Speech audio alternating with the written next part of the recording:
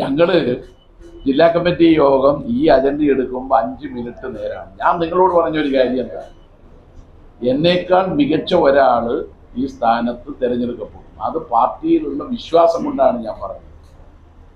അത് ഇന്നത്തെ നിലയിൽ SFIയുടെ അഖിലേന്ത്യാ സെക്രട്ടറിയായി ദീർഘകാലം പ്രവർത്തിച്ച അനുഭവം, കിസാൻ സഭയുടെ അഖിലേന്ത്യാ സെന്ററിൽ കേന്ദ്രീകരിച്ച് പ്രവർത്തിക്കുമ്പോൾ MP കൂടി ആയ സമയത്ത് അതോടൊപ്പം മുഖ്യമന്ത്രിയുടെ ഓഫീസിൽ പ്രവർത്തിക്കാൻ ചുമതലപ്പെടുത്തിയ ഒരാളുമാണ്. അദ്ദേഹം കഴിഞ്ഞ നാളുകളിൽ പ്രവർത്തനം ഏറ്റെടുത്ത എല്ലാ സന്ദർഭങ്ങളിലും മികവ് തെളിയിച്ചിട്ടുണ്ട്.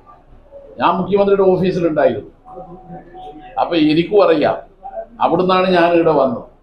അതുകൊണ്ട് ഒരുപാട് ആളെ വെട്ടിക്കളഞ്ഞ് വെറുതെ നിങ്ങൾ വേണ്ടാത്തീനെ കാണിക്കാൻ. അതുകൊണ്ട് ഇത് തുറന്ന പുസ്തകമാണ് CPM-നെ സംബന്ധിച്ച്. CPM-ന് ഒറ്റ ലക്ഷ്യവും, അത് 24-ാം പാർട്ടി കോൺഗ്രസ് അംഗീകരിച്ച രാഷ്ട്രീയ പ്രമേയത്തെ അടിസ്ഥാനമാക്കി ഒറ്റ മനസ്സോടെ പ്രവർത്തിക്കുക, BJP-യെ പരാജയപ്പെടുത്തുക, അധികാരത്തിൽ നിന്ന് പുറത്താക്കുക, മതനിരപേക്ഷത ഉയർത്തിപ്പിടിക്കുക, ജനാധിപത്യവും മതനിരപേക്ഷതയും സംരക്ഷിക്കാനുള്ള പോരാട്ടം നടത്തുക. ഇതാണ് CPIM-ന്റെ അജണ്ട. അതിന് എല്ലാ കമ്മ്യൂണിസ്റ്റുകാരും ഒത്തൊരുമയോടെ മുന്നോട്ട് പോകും. പുതിയ വാർത്തകളും വിശേഷങ്ങളും ഇനി വിരൽ തുമ്പിൽ. എല്ലാ ഡിജിറ്റൽ പ്ലാറ്റ്ഫോമുകളിലും ഇപ്പോൾ Zee മലയാളം ന്യൂസ് ലഭ്യം.